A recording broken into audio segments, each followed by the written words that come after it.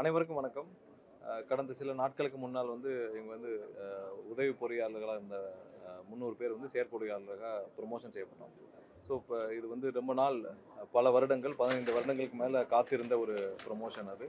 So அது உடனடியாக, ஏன்னா நம்மளுடைய முதல்வர் அண்ணன் விஜய் அவர்கள் தலைமையிலான அரசு, முதல்வருடைய உத்தரவின் பேரில் எங்கெங்கெல்லாம் ஊழியர்களுக்கு என்னென்ன இதெல்லாம் பெண்டிங் இருக்கோ அதெல்லாம் உடனடியாக நிவர்த்தி செய்யும் பணிகளை முடக்கி விட்டுள்ளார். எல்லா இடத்துலையும் எங்கெங்கெல்லாம் லாங் பெண்டிங் ப்ரொமோஷன்ஸ் என்னென்ன தேவைகளோ எல்லாத்தையும் உடனடியாக செய்யும் பணிகளை மேற்கொண்டுள்ளோம். ஏன்னா மின்சார வாரியத்தில் நம்மளுடைய இந்த இந்த துறையில் கண்டிப்பாக ஊழியர்களுடைய சேவை மிகப்பெரியது. ஏன்னா இங்கே ஒவ்வொருத்தரும் அதிகப்படியான பணி சுமைகள் இருக்கிறாங்க. ஸோ அவங்களுக்கு தேவையான வகையில் அவங்களுடைய ப்ரொமோஷன்ஸ் என்னென்ன பெண்டிங் இருக்கோ லாங் டைமில் இதெல்லாம் கோர்ட்டுக்கு சென்று பல முறை அவங்க போராடி கோர்ட்டு செஞ்சு பல போராட்டங்களை நடத்தி அதுக்கப்புறம் வந்திருக்காங்க.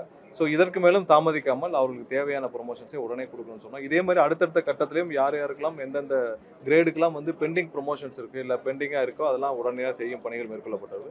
அடுத்த கட்டமாக இந்த வருடம் நிறைய, அதாவது குறைந்தபட்சம் 15,000 பேரையாவது வேலைக்கு எடுக்க வேண்டிய இடத்துல இருக்கும். ஏன்னா நம்ம ஆல்ரெடி 70,000 பேர் ஷார்ட்டேஜில் இருக்கும் இன்றைக்கி இருக்கிற சூழ்நிலையில்.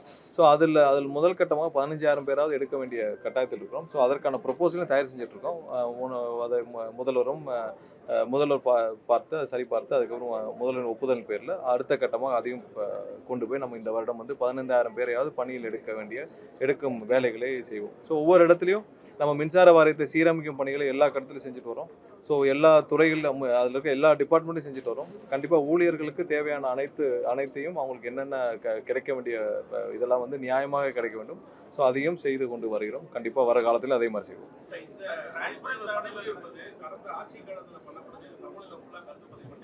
ப்ரமோஷன்ஸு இப்போ தான் இனிஷியேட் பண்ணிச்சோம். இப்போ இனிஷியேட் பண்ணி ஒரு வாரத்தில் கொடுக்கப்பட்டுச்சு. இது அவங்களுடைய இப்போ அவங்களே பேசியிருப்பாங்க. நீங்கள் முடிஞ்ச பிறகு எல்லாம் இங்கே இருக்கிற அனைத்து சேர்ப்பு யார் யார் ப்ரொமோஷன் வாங்கலாம் அவங்கள்ட்ட நீங்களே பேசிக்கலாம். ஸோ இதெல்லாம் 15 வருஷமாக பெண்டிங் ப்ரொமோஷன்ஸ். 15 வருஷமாக அவர்களும் கடுமையாக போராட்டு வராங்க. நாங்கள் ஆட்சிக்கு வந்த பிறகு, நான் அமைச்சராக வந்த பிறகு என்னை அவங்க சங்கத்திலேருந்து சந்தித்த பிறகு அவங்களுடைய பெண்டிங் என்னென்னலாம் கோர்ட் ஆர்டர்ஸ் வாங்கினதெல்லாம் காட்டினாங்க. பல பேர் ரிட்டையர்ட் ஆகிறதுக்கு ஒரு வாரம் ரிட்டையர்மெண்ட் இருக்குது, அதுக்குள்ளே எங்களுக்கு ப்ரொமோஷன் கிடைக்குமா, ஏன்னா 20 வருடத்துக்கு மேலே நான் ஒரே கிரேடில் இருக்கேன்னு சொன்னாங்க.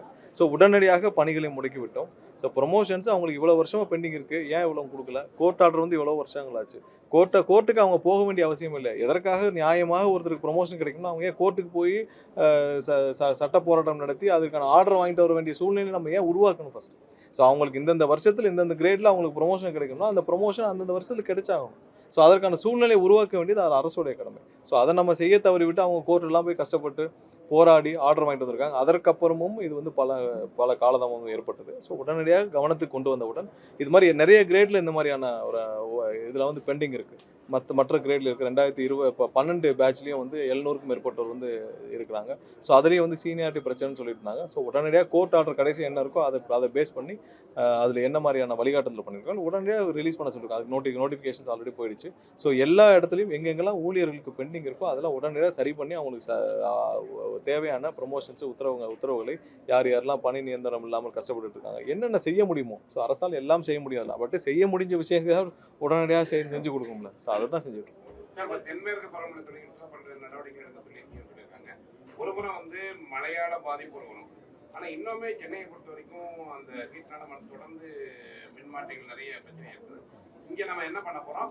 இல்லை, எல்லா இடத்துலையும் இப்போ அதிகப்படியான குழுக்கள் அமைச்சிருக்கு. நேற்றுலாம் பார்த்தீங்கன்னா இப்போ பெரம்பூர் ஒரு சில இடங்களில் 2 தெருவில் டிரான்ஸ்ஃபார்மர்ஸ் இஷ்யூ வந்துச்சு. ஸோ ஃபியூஸ் ஆஃப் இருந்துச்சு. உடனே அதை சரி பண்ணுறதுக்கு 40 நிமிஷத்தில் சரி பண்ணாங்க.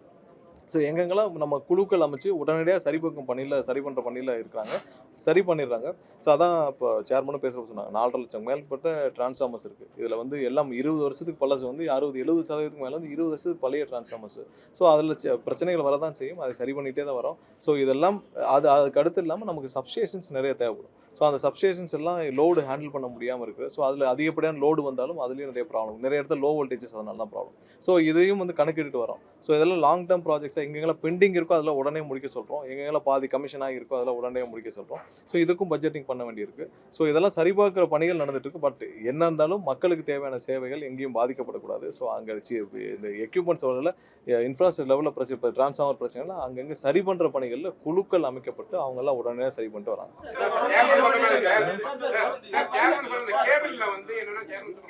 இங்க சென்னையில என்ன பெரிய பிரச்சனைனா நேற்றும் அதான் நிறைய இடத்துல தோண்டப்படும் இடத்துல வெட்டிடுறாங்க.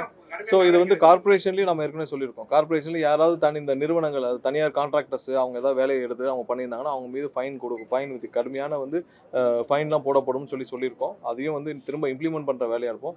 நேற்று ஒரு சில ஆவடி ஒரு சில இடத்துல இப்போ தான் எங்களுக்கு வீடியோ வந்து என்னன்னா வேண்டுமென்று ஒரு சில நபர்கள் வந்து அந்த ஃபியூஸ் எல்லாம் பிடுங்கி திருடிட்டு போற மாதிரி. ஏன்னா ஒரு இடத்துல ரிப்பீட்டடா திரும்ப பிரச்சனை வந்துட்டே இருக்கு.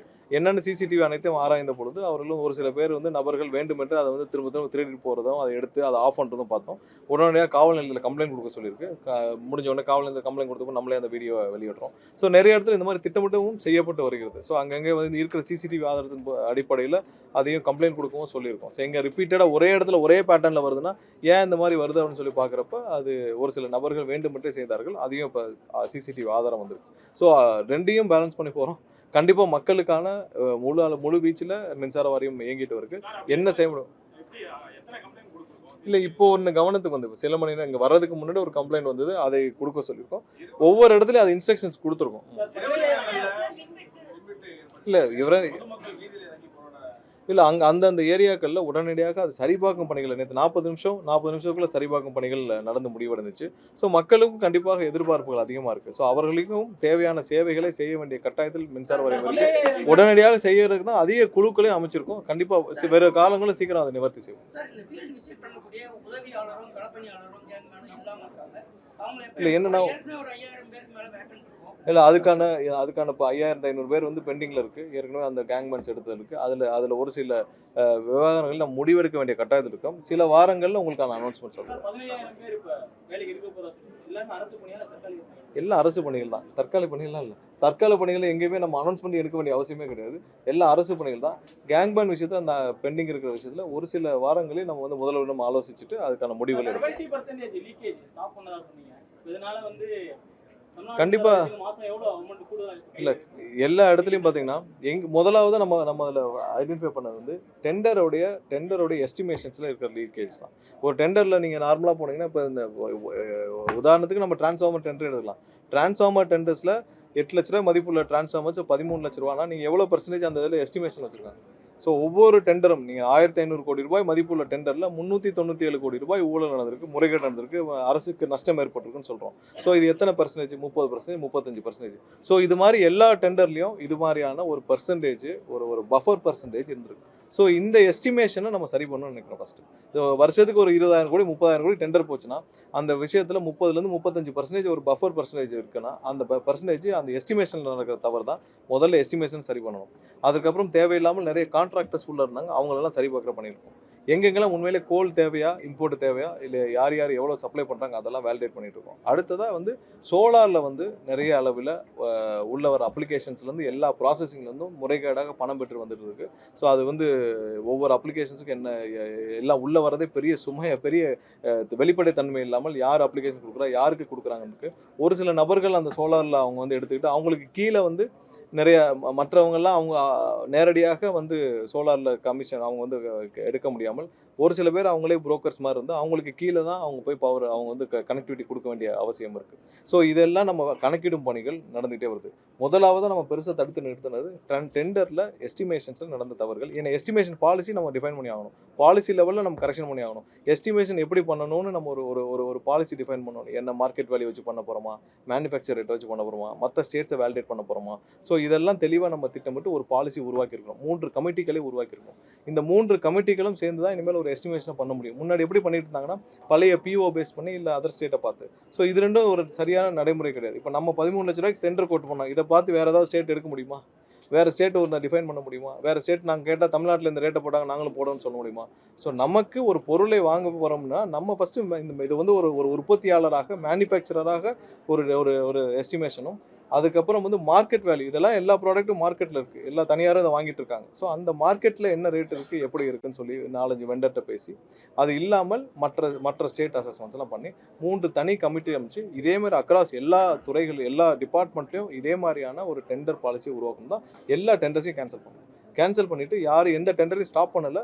இனிமேல் நீங்கள் டெண்டர் ஃப்ளோட் பண்ணும்பொழுது இந்த மாதிரியான ஒரு 3 கமிட்டிகள் வைத்து அந்த கமிட்டிகள் கொடுக்கும் ஒரு எஸ்டிமேஷனை அடுத்த கட்டமாக நீங்கள் வந்து போர்டுக்கு அனுப்புங்க. அங்கே வந்து போர்டில் அதெல்லாம் வேலிடேட் பண்ணி இதில் சரியான ரேட் எதுவோ அதை இது பண்ணணும். ஸோ இதிலே நேரடியாக 35% வந்து கண்டிப்பாக அரசுக்கு தான் லாபம் ஏற்படும். இது இல்லாமல் ஒவ்வொரு இடத்துலையும் எங்கெங்கெல்லாம் இது மாதிரியான லீக்கேஜஸ் இருந்துச்சோ அந்த லீக்கேஜஸ் எல்லாம் கரெக்ட் பண்ணுற வேலையில் பண்ணிட்டு இருக்கோம்.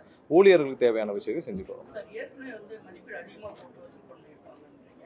அதுக்கு உடனே அந்த அதிகாரி மீது ஏதாவது நடவடிக்கை இல்லை எங்கே ஐடென்டிஃபை பண்ண இடத்துல சட்டப்பூர்வமாக இப்போ சிபிஐயில் வழக்கு தொடர்ந்துருக்கு. அங்கே சிபிஐ விசாரணை செஞ்சிருக்கு. யார் யார் இதுக்கு துணைன்றாங்களோ அவங்க மீது வழக்கு தொடுக்கப்படும்.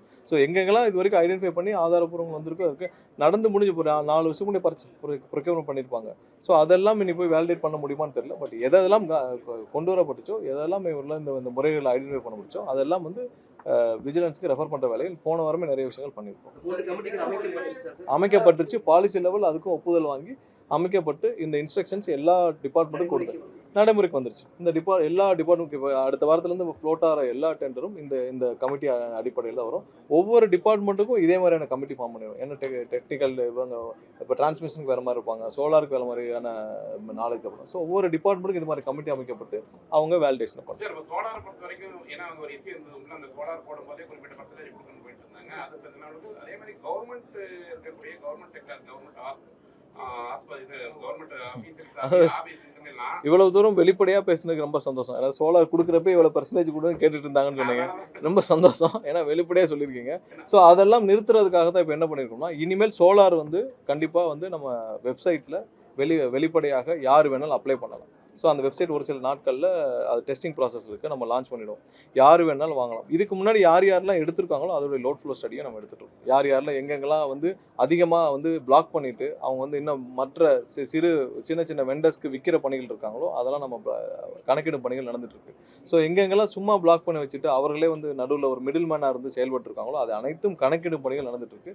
அதனால தான் போன தடவை வந்து 3 மாதம் 4 மாதங்களாக கொடுக்கப்பட்ட அனைத்தையும் நம்ம ஸ்டாப் பண்ணிவிட்டு வேலிடேஷன் பணிகள் செஞ்சுட்டோம். இல்ல காற்றாலையை விட சோலார்ல தான் அதிகமான அப்ளிகேஷன்ஸ். அவ்வளோ எல்லாத்துக்கும் ஒரே ப்ராசஸ் தான். இது மாதிரி அப்ளிகேஷன்ஸ் வரும். அப்ளிகேஷன் அவங்க வந்து உள்ள வந்த பிறகு ஃபீல்டு ஸ்டடி பண்ணுவாங்க. யாரும் எந்த நடுவில் எந்த புரோக்கரையோ இல்லை எந்த மிடில் மேனையோ சந்திக்க வேண்டிய அவசியம் இல்லை. கண்டிப்பாக அவர்கள் வெளிப்படைத்தன்மையோட அந்த வெப்சைட்ல எல்லா பழைய நடைமுறைகள் அதான் நம்ம அப்போ டெண்டர் பாலிசிலே நீங்கள் பழைய பாலிசிலாம் இது பண்ணோம். நம்ம 35% பஃபரோட தான் பண்ணணும். அதனால் பழைய நடைமுறைகள் எதுவுமே இல்லை. அனைத்தும் பாலிசி லெவல் டெசிஷன்ஸ் தான். அதனால தான் தொடர்ந்து ரிவ்யூ பண்ணிகிட்டே வரோம். எல்லா இடத்துலையும் வந்து கீழே எங்கள் பாலிசி லெவலில் நிறைய மாற்றங்கள் செஞ்ச பிறகு தான் நம்ம அடுத்த வேலைகளை செய்ய முடியும். அதனால் அந்த முடிவுகள் இன்னும் ஒரு சில நாட்கள் எல்லா லெவலுமா இம்ப்ளிமெண்டேஷன்ஸ் வந்துடும்.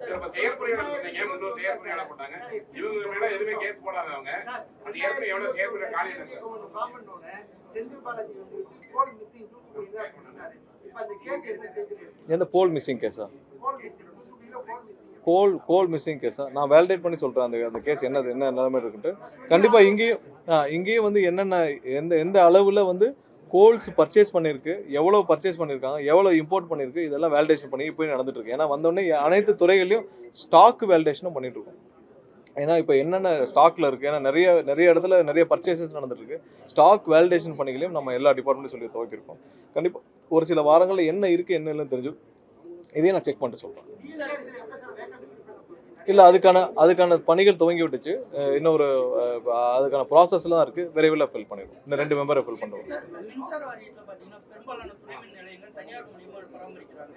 அது எப்படி பண்ண போகிறோம்? அதே போல் ரிட்டையர்ட் ஆனவங்க வச்சு பராமரிக்கிறோம். இல்லை தேவையான இடத்துல யார் எக்ஸ்டர்னல் கான்ட்ராக்டர்ஸ் இருக்காங்களோ அதெல்லாம் கணக்கிட்டு வரோம். தேவையில்லாத இடத்துல யார் இருக்காங்களோ யாரெல்லாம் அதிகப்படியான பணிகள் கொடுக்கப்பட்டு நிறைய லாபங்கள் தனியார் லாபங்கள் சம்பாதிக்கும் அளவிற்கு எங்கெங்கெல்லாம் கணக்கிடும் பணிகள் நடந்துட்டு இருக்கு.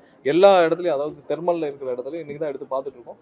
கண்டிப்பாக வேலிடேட் பண்ணிட்டு தேவையில்லாத கான்ட்ராக்டர்ஸ் எல்லாம் வெளியேற்றப்படுவோம். சார், நீங்க பேசும்போது இன்னும் கொஞ்ச நாள் விட்டுருந்தா ஈபியை கடந்த ஆட்சியில அதுக்கான நடவடிக்கை ஸ்டார்ட் பண்ணாங்கன்னு எடுத்துக்கலாம் சார்? இல்லை கடந்த ஆட்சியில் ஸ்டார்ட் பண்ணாங்கன்னு இல்லை, அவங்களுடைய செயல்பாடுகள் அந்த மாதிரி இருந்துச்சு. துறை வந்து எவ்வளோ மோசமாக இருந்துச்சுன்னு நீங்கள் எல்லாம் பார்த்துருப்பீங்க. எவ்வளோ மோசமாக போயிட்டு இருந்துச்சுன்னு பார்த்துருப்போம். இன்னும் இது வந்து இன்னொரு 3 லட்சம் கோடி 4 லட்சம் கோடி கடனை தாண்டி இருந்தால் இந்த நிறுவனம் வந்து நீங்கள் அதுக்கப்புறம் சஸ்டெயின் பண்ணிக்க முடியாது. அதுக்கப்புறம் 51% பங்குகளையோ இல்லை 60% பங்குகளையோ நம்ம தனியாருக்கு கொடுத்துட்டு நம்ம பேசாமல் விலை இருக்கிறதா சூழ்நிலை தான் ஏற்பட்டிருக்கும். ஸோ அது நடக்காமல் இருக்க தான் கண்டிப்பாக இந்த நேரத்தில் சரியான நேரத்தில் நம்மளுடைய அரசு இந்த துறையை எடுத்துருக்கு.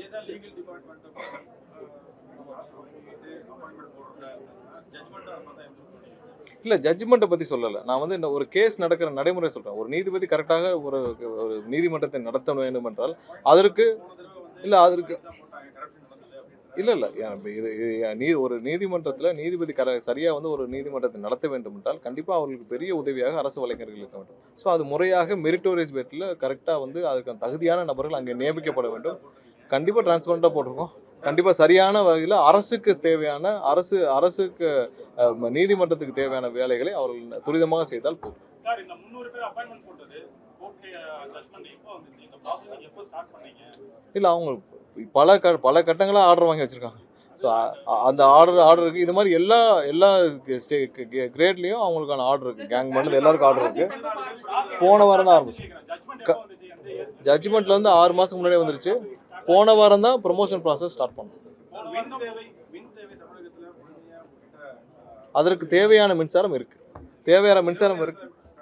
இதெல்லாம் ஃபால்ட்டுனால இல்லை தேவையில்லை. அதாவது எப்படின்னா ஒவ்வொரு நாளும் நம்மளுடைய சர்ப்ளஸ் பவரை சேல் பண்ணிட்டு வரோம். இப்போ சென்ட்ரல் கிரிட்ல சர்ப்ளஸ் பவரை சேல் பண்ணிட்டு வரோம். இப்போ நம்ம அதனால நம்ம வந்து எங்கேயும் அதுக்கான தரவுகளையும் நம்ம வெளியிடுறோம். எவ்வளோ பவர் வந்து லாஸ்ட் மந்த் சேல் பண்ணிருக்கோம், ஒவ்வொரு மாதம் எவ்வளோ சேல் பண்ணிருக்கோம்னு சொல்லிட்டு. நமக்கு வந்து மின்சாரம் தட்டுப்பாடு இல்லை. ஆனால் அங்கங்கே நடக்கிற ஃபெயிலியர்ஸ்னால ப்ராப்ளம், எக்யூப்மெண்ட் ஃபெயிலியர்ஸ்னால ப்ராப்ளம். மின்சார தட்டுப்பாடு இல்லை, பவர் வந்து நமக்கு எக்ஸஸாக இருக்குது. அதில் எவ்வளோ இருக்கோ அதை நம்ம சேல் பண்ணிட்டு வரோம். ஸோ அதனால் ஒரு சில ரெவன்யூலாம் வந்திருக்கு. ஸோ அதனால் இதில் வந்து ஹியூமன் மிஸ்டேக் இல்லை, எக்யூப்மெண்ட் மிஸ்டேக்.